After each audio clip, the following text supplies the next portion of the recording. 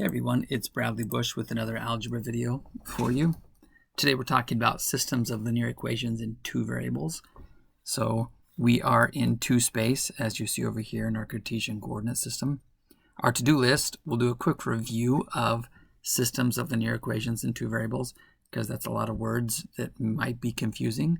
So we'll clear that up right at the beginning.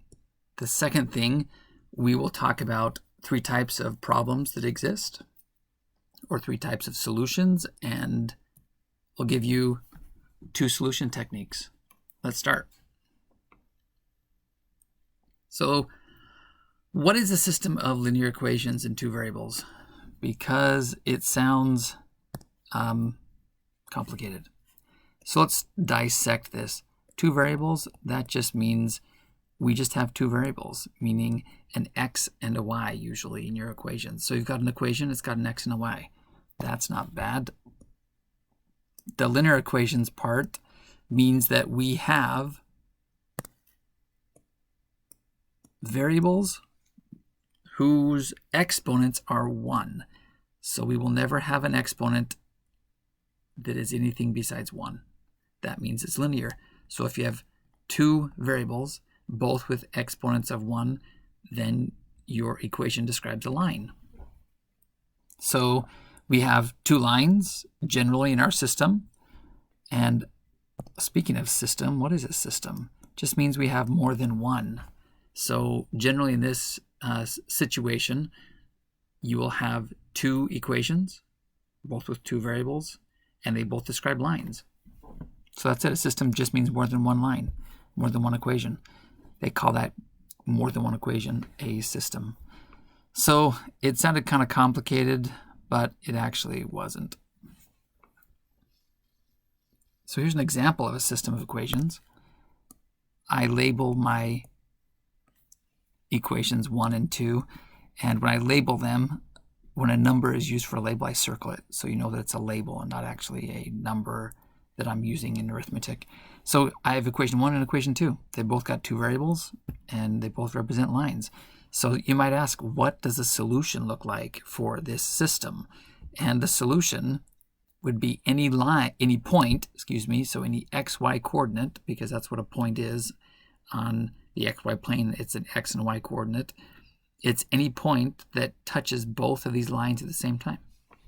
In math, we call that satisfying both equations simultaneously. But that's it.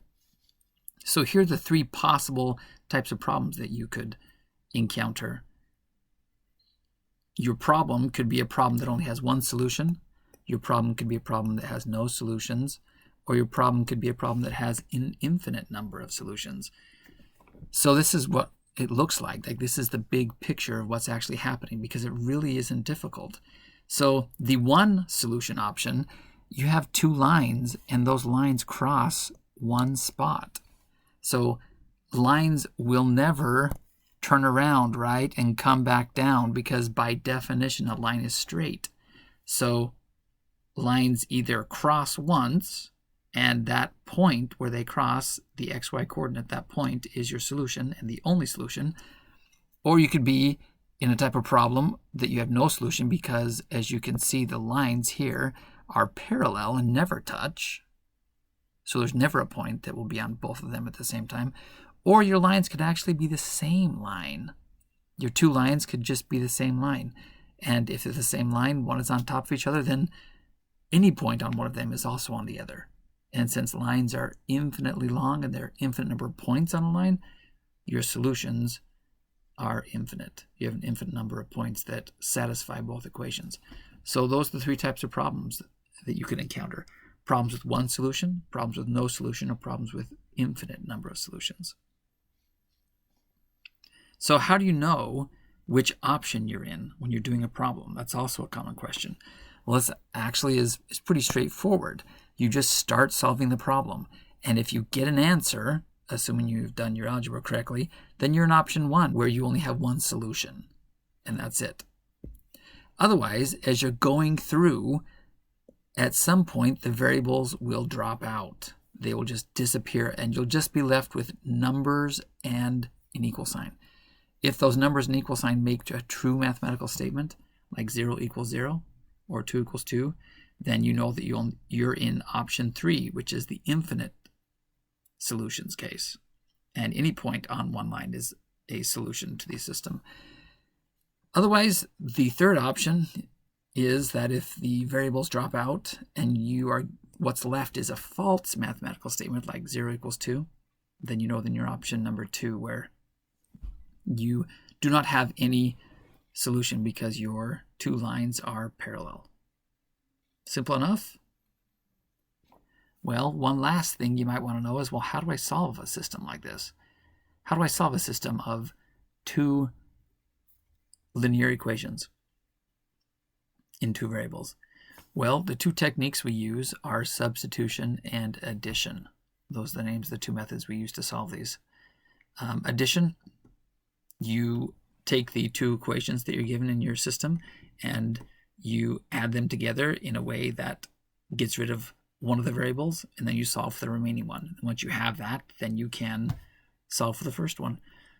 And the substitution method, you take one of the equations, solve for one of the variables, and plug it into the second equation. And that eliminates a variable, letting you solve for the remaining variable. And then again, once you have the answer for one of the variables, you plug it into either of the equations and get the answer for the other variable. So I have worked examples using both of these methods in my algebra playlist. So if you want to check those out, please do. Hopefully this was helpful, and hopefully it kind of shed some light on what a system of equations is in 2 variables.